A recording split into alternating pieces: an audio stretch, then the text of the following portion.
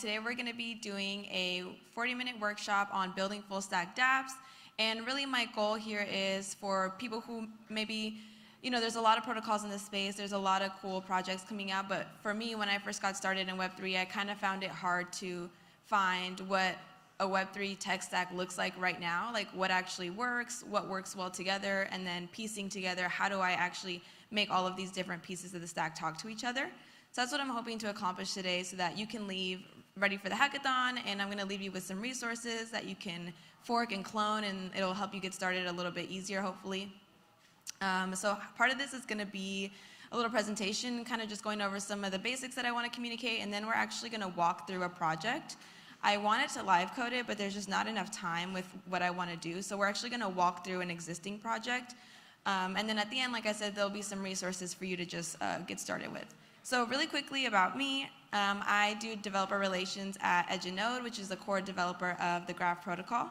I've been there for a few months, and then I come from a more traditional software background. I was engineering at PayPal on the checkout experience for about a year and a half, and then I worked at a startup for some time in between PayPal and where I am now. I also took a more traditional path to kind of my career. I studied computer science in college, and I've been an educator for 6 or 7 years. Before doing developer relations, I taught kids how to code back where I live, so I've always loved to teach. This is what I love doing, and now with my job in DevRel, I get to teach adults. So that's just about me. So let's talk about the Web3 stack. So this definition is actually taken from a blog that ETHNYC wrote a few months ago, but it's really clear, really concise, and one that I wanted to use here. So when people ask, like, what is the Web3 stack? I think the best answer that I've found is the set of protocols that enable you building fully decentralized applications. So that means from beginning to end, there's a set of protocols that allows you to build dApps in a way that there's not any layer where it's like, oh, this is, AWS, or this is, you're putting this in like, some standard database. So it's the set of protocols that allows you to build end-to-end, fully decentralized. So before we get into kind of what my stack looks like and maybe what I would recommend for now, or at least what I'm building with, I wanted to talk about some of the characteristics and some of the important pieces of the Web3 stack. So as we move on, this will make a little bit more sense. I know we are all like really familiar with all of these, so I won't talk through them specifically one by one, but one that I do want to focus on is native digital payments. That's like the one thing that I feel like was really key when I first got into Web3, is when you think about Web 2, like someone put it this way and it made a lot of sense to me. In Web 2, we put things like music and movies on the internet, and this whole concept of like putting things that were in the real world on the internet, like in Web 2. And now we're doing the same thing with Web 3 by putting money on the internet and making money native to the internet rather than like some external thing.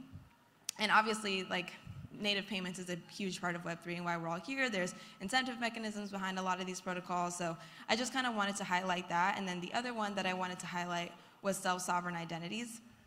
So, like just today, actually this morning, the Supreme Court overturned Roe v. Wade, and now it's up to states to decide if abortion is legal or illegal in their states.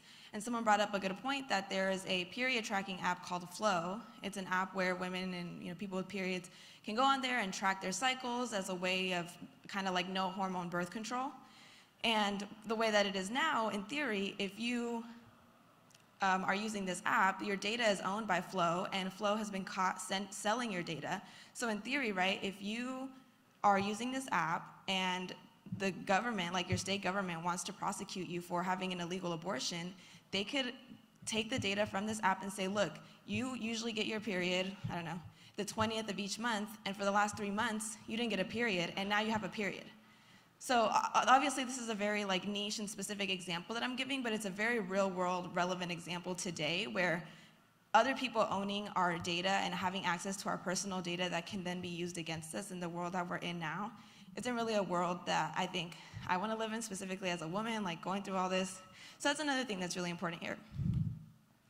Okay, and now getting to kind of the building blocks that we're going to talk about here as we build out our stack. So kind of the primitives or the building blocks is obviously a blockchain and L1, a blockchain development environment.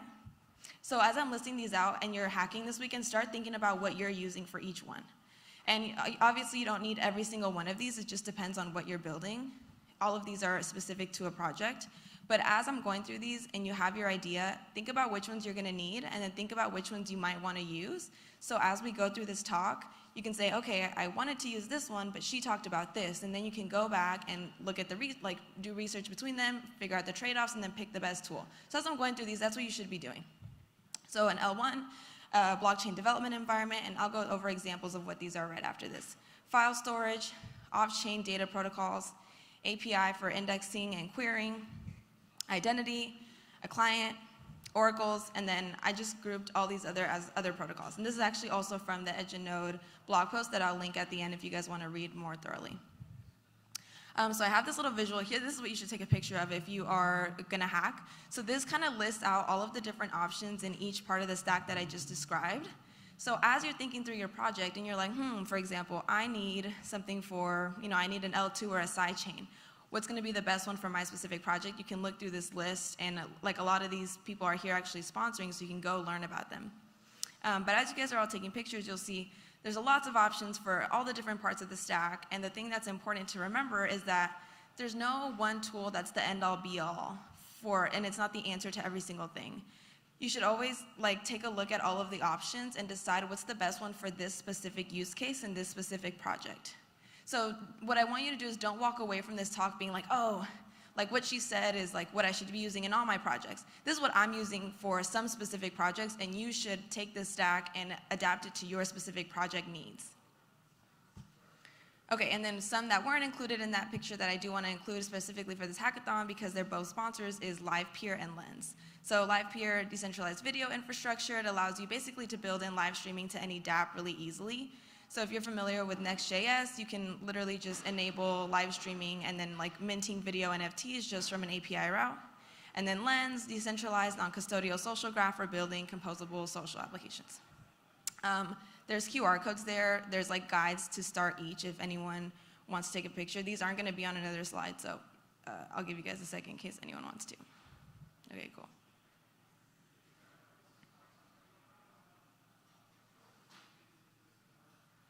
Okay, great.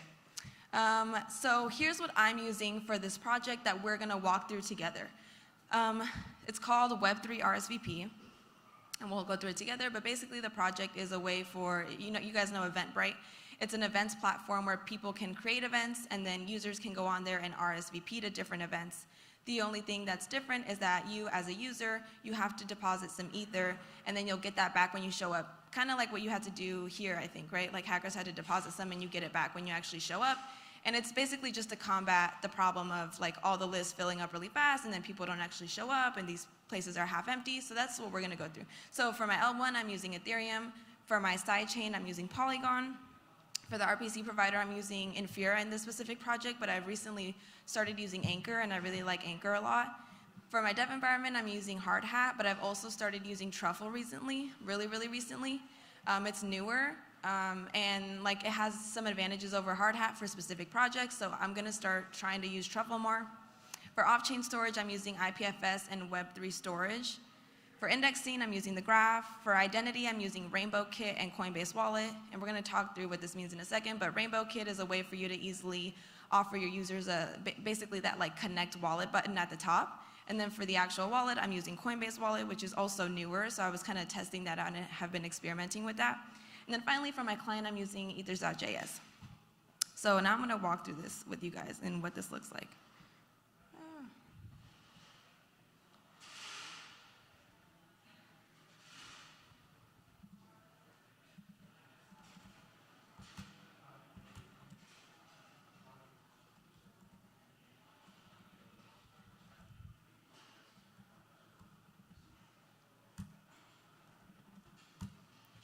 Okay.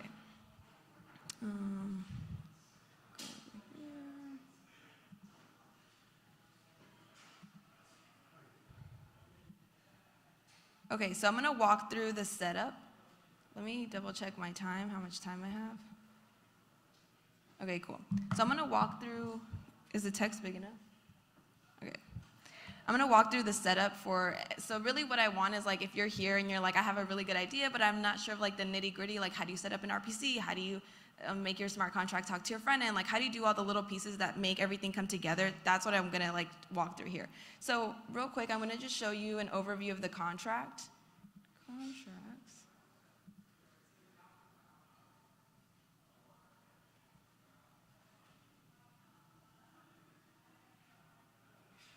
It's so small. Okay, there, sorry.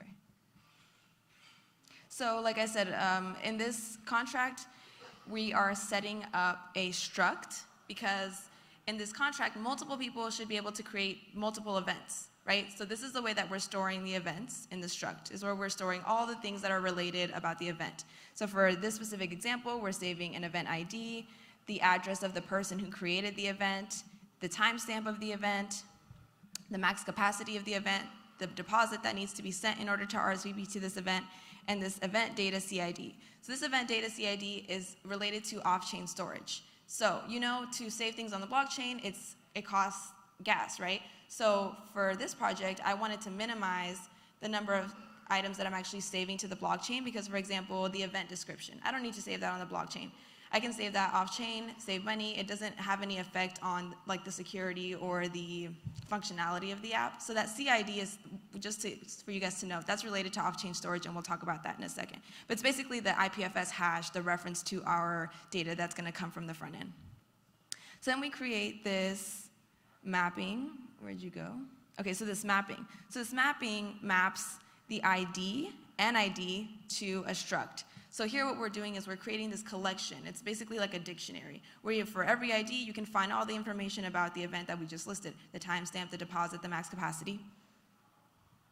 And then here we have our functions that do the different things. The first one, the most important one, is creating an event. We pass in all of these information, including the CID, so that's something to know. So remember, we're gonna have to compute and get the CID before actually calling the smart contract function, which we're gonna do in the front end.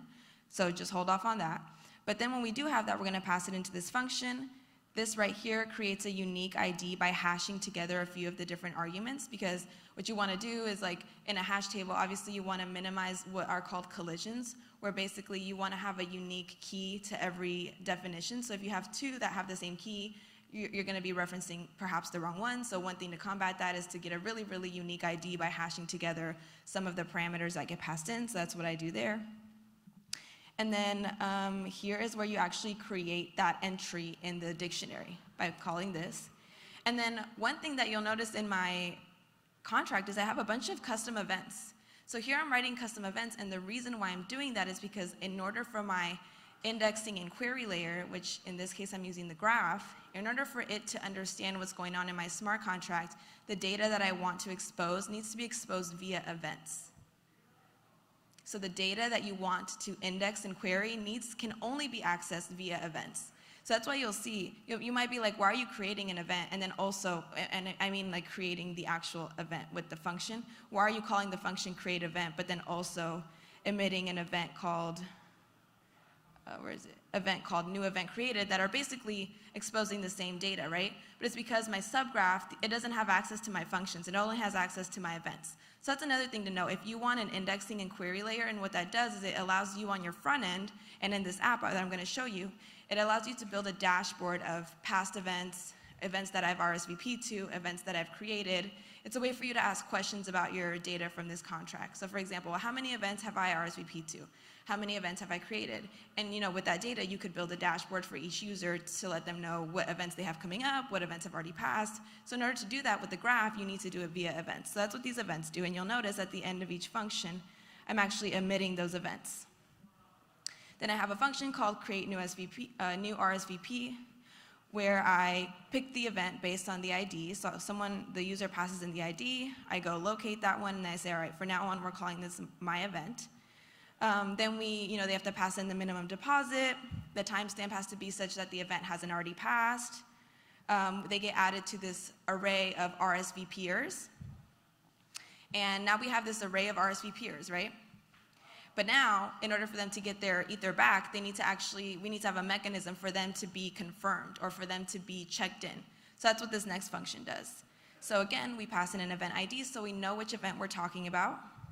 We have to make sure that the person calling this function is the owner of the event, which is why in our struct, when we defined this, we added that in.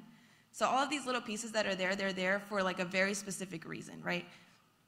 And then we loop through the RSVPs. So this is confirm all attendees, and it just confirms every single one by one. So we made this function because, for example, if you guys are all here, and let's just say 50 of you guys RSVP'd and I counted and there's exactly 50, I don't want to have to manually like confirm everyone one by one, so I might just want a button, your users might just want a button to do confirm all, so that's what this one does. And then down here we have confirm specific attendees, where you pass in the event ID and then the address of the specific attendee. So let me just show you guys what this looks like on the front end for you to have a kind of like a better idea of how this looks.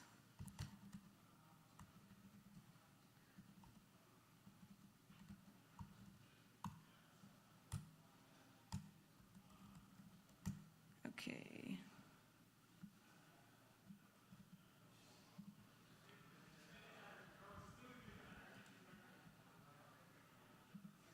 Okay. So this is what it looks like. Here is where the events that get created end up. And if I connect my wallet,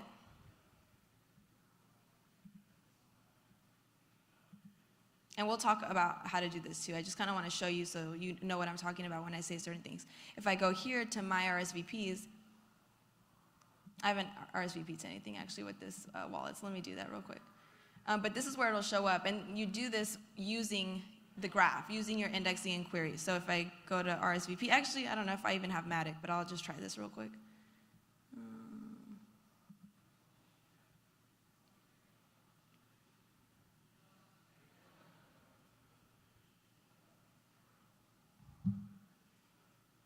Okay, I don't have enough Matic.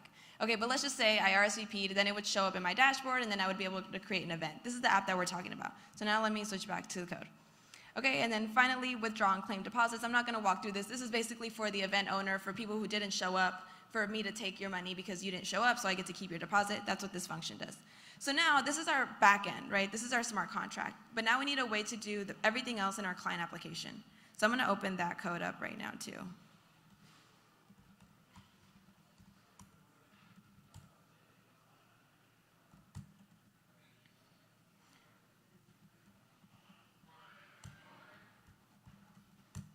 Okay.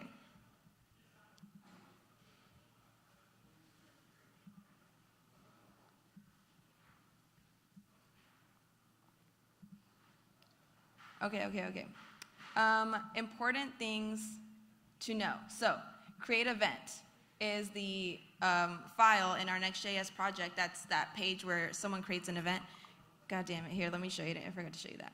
Oh man, I stopped the server. Okay, well, it's like a form where you just put in the event name, the event description, all that stuff that we talked about, but some things that aren't in our smart contract structure. So remember, we didn't have like event name, we didn't store that in the smart contract, we didn't have event description, we didn't store that in the smart contract, but still, it's stuff that we want to show in our app.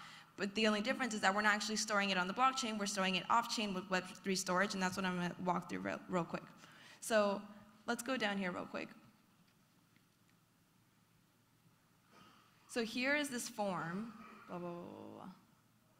So here, event date and time, this is where the person fills in the date, fills in the time, fills in the max capacity, all that stuff that I talked about. And we save this all in state, React state.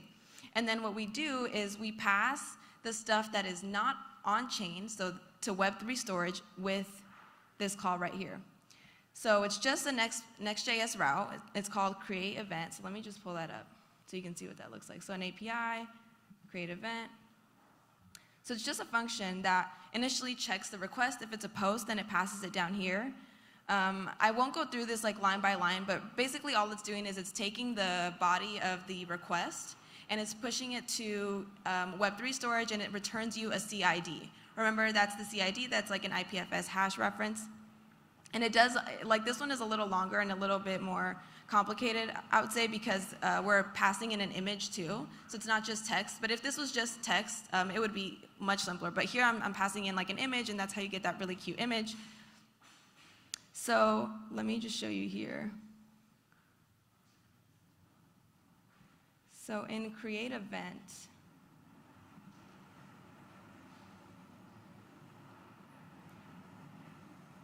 okay, here. So in create event, this is where we make that API call. So we say, hey, we've saved everything in state.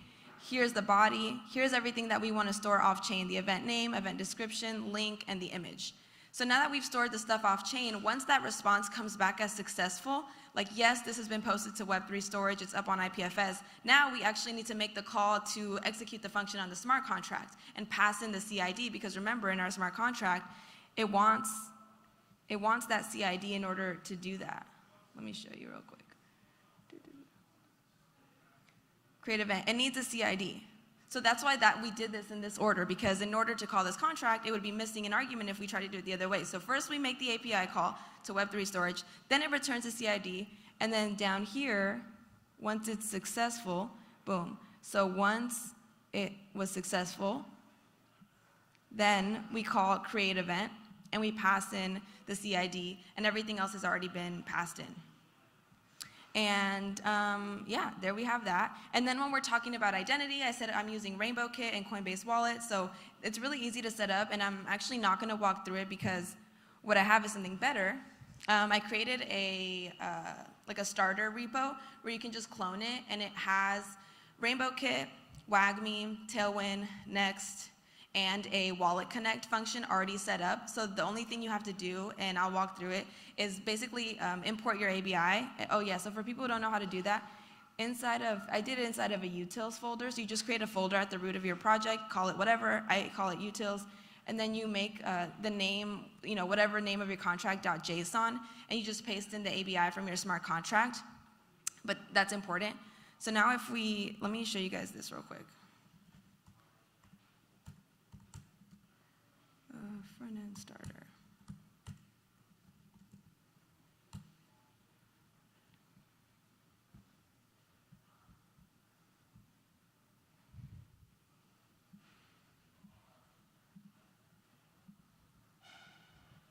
Okay, so with this front-end starter that you can clone and use for your project, there's this function here called connect contract. Can you guys see that? Yeah.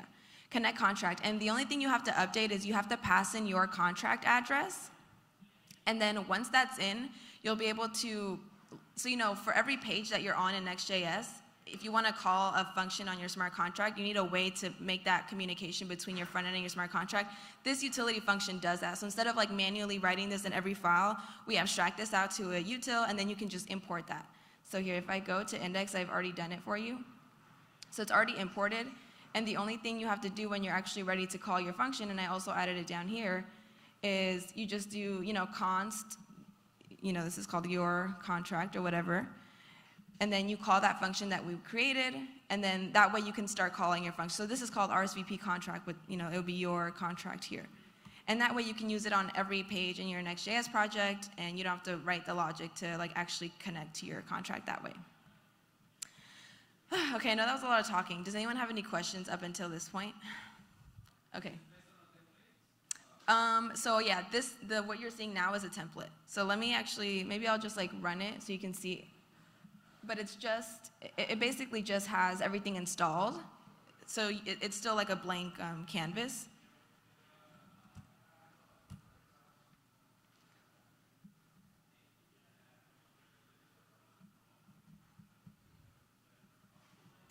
This is what it looks like. So it has RainbowKit, WagMe, Next.js, Tailwind, CSS. So I'm on the wrong network, but this is a button that'll allow you, I don't know, maybe this is the right network? But it'll allow you to have, the connect to wallet button right away, so you don't have to write any of this logic yourself. And yeah, basically you can just start developing. The logic to connect to your contract is there, the logic to connect to your wallet is there, the logic that's built into Next.js that's really great, like routing and all that good stuff is already there. And then you basically just have to import your own ABI, which is just copying and pasting that into the utils file, and then you can start developing. So let me go back here now. So is there anything I didn't talk about? So let me get into the graph a little bit more. How many of you guys already know how the graph works? Or you're familiar with it? So actually not that many people. Okay, cool. So the graph, like I said, I'm gonna talk about it 6 minutes. So the graph is an indexing and query layer, and it basically allows you to efficiently read data from the blockchain. So right now you can go to Etherscan, and you can, I don't know, what's a popular project? Crypto Punks, sure. you can go to any contract, right? And you can read information about that contract. You can read data from the blockchain, but it's very one at a time. Like, let me give you an example. Image hash, I don't know. So like, yeah, you can read data from the blockchain as it is now, but you kind of got to read it like one piece at a time. But if you want to make more sophisticated queries or to ask complex questions about your data, like you want to understand a relationship. So for our thing, maybe I would ask, how many users RSVP'd to this event and showed up? Or how many people created an event, have created more than 10 events in the last year? Those types of queries you can't really make manually as it stands right now, just directly from the blockchain. So the graph allows you to do that. So it reads all of this data that you're interested in. It indexes all of this data for you so that it's efficient query times when you do ask questions. And then it allows you to make queries with GraphQL. So if you're already familiar with GraphQL, it's the same exact query API. You can ask questions the same exact way. And as a developer, basically what it allows you to do is hydrate your UI with data from the blockchain. And when you're developing smart contracts, a lot of your data is coming from the blockchain that your front-end user is going to want to know. Like, for example, what is the deposit amount for this event? That's on the blockchain, and we need a way to actually read that. And the way that we're reading that in this specific case is through a subgraph. So I can show you guys that real quick, too, just so you guys get an idea. So if you write in JavaScript or in TypeScript, it's going to feel really familiar because the mappings are written in assembly script.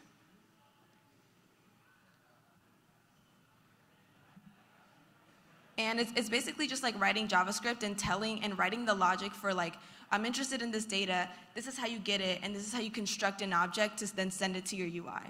So let me go here. Subgraph. Okay, so you should be able to understand this because you just saw the whole smart contract. So let me show you in source mappings. Okay. Is this really small? No, it's not. Okay, so when a new event gets created on the blockchain, right, we need a way to display this on the front end. So the way we do this is we create an object. Maybe I should show you that first. We create an object in our schema. So those who have maybe experience with databases or with GraphQL, you know what a schema is. But for those who aren't familiar with the schema, it's basically you just defining the objects in your model, if that makes sense. So for us, the objects in our model are an event and an account, an RSVP, and a confirmation. These are entities that are unique to our project. And if you make a project with a graph, obviously these will be unique to whatever you're building. So for example, here, this means that I want to be able to query for an event, and I want to be able to query for all of these different properties in an event, right? So this is what we're defining. This is like the dictionary. We're saying, I want to be able to do this. But now in the mappings, you actually tell the program how to get this data. How do you actually form this and construct this object to then return it to your front end? So this is what's going on here. So we say, okay, when an event is created, this is what should execute in order to build that object for me. I can't really see from here. Yeah, so like the event ID, you can get it from the parameters. The event owner, you can get it again from the blockchain, who's the person sending this message. And all of these things you can get from the transactions that were made on the blockchain that you just wrote in your smart contract. But here you're just saying, this is the logic for how to find it. You're just giving them a map. This is how you get it. That's all you're doing. And then, for example, the stuff that is off-chain, so stuff that's on IPFS, it's not on the blockchain. There's still a way to get it because there's an IPFS API that'll allow you to do the same thing for IPFS. And the only difference is that because this is metadata, we're passing in the event CID so that the program knows where to actually go and fetch this stuff from. And what we're doing there is we're literally just like going through this object. So, JSON's a big object, and then it has different properties where it's like name, description. I think those are the two things that we stored off chain. Image and link. So then all we're doing is we're saying, hey, if this IPFS hash is true, if it's valid, if it doesn't come back as a falsy value, then go ahead and because it's an object, it's a one level object, there's no nested objects, I'm just gonna ask questions, and I'm gonna say, hey, look for a value called name, look for a value called description, look for a value called link and photo, and when you find it, save it here. And then if these come back to be truthy values, again, so if these don't come back as false, like if they're not null or for some reason we spelled it wrong, then this is how we actually construct the object. We're saying my event, the big entity, dot the specific property equals that. That's the construction. That's how you actually make that object. And this just repeats for all the rest of the stuff that we're doing. But that's the big picture. Okay, almost done. Last thing I want to talk about. Present.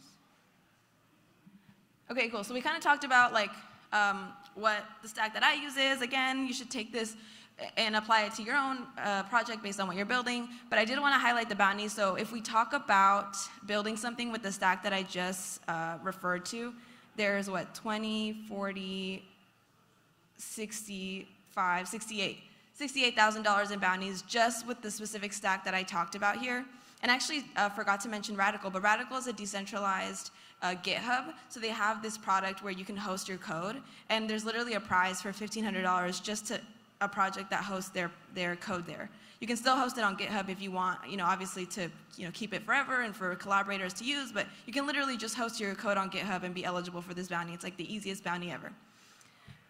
And then here is that quick start front-end repo where you can just clone it, and that way you'll have Wallet, Rainbow Kit, Wallet Connect, WAGMI, Ethers, Tailwind, Next.js. You can clone it. You should fork it first, then clone it, and then do your thing on there. I'll pause because people are taking pictures real quick. Yeah.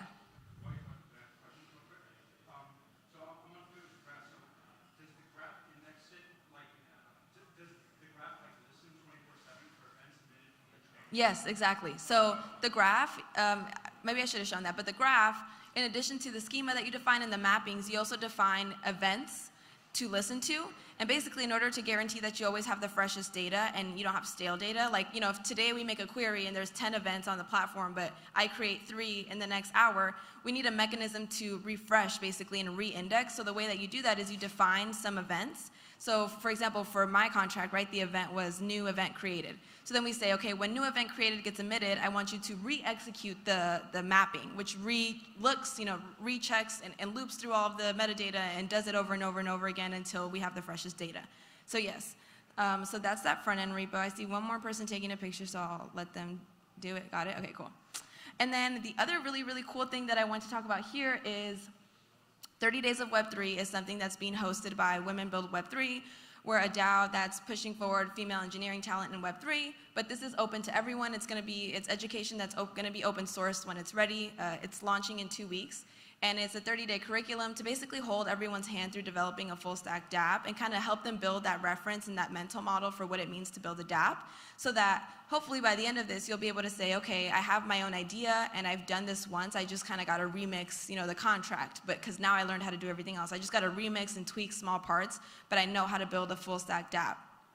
And actually, I want to pull this up real quick so you can see. It kicks off in It kicks off in 2 weeks, and you can register at 30daysofweb3.xyz. It's open to everyone, it's free, and the cool thing is that you're going to build the project that we talked about in this mini workshop here, like building a Web3 RSVP app.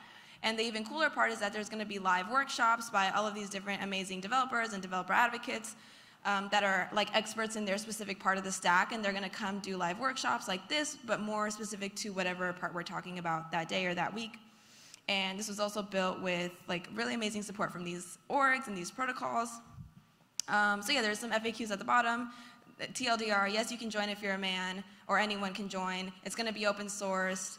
The time commitment is 30 minutes a day. This is all online and asynchronous, so in theory, you can do this in a weekend if you want, or you can do this in a week. We just are dubbing it 30 Days of Web3 because that's the pace that we're going to go at, and the pace people can follow if they want to follow along, but you'll be able to do this at any time by yourself.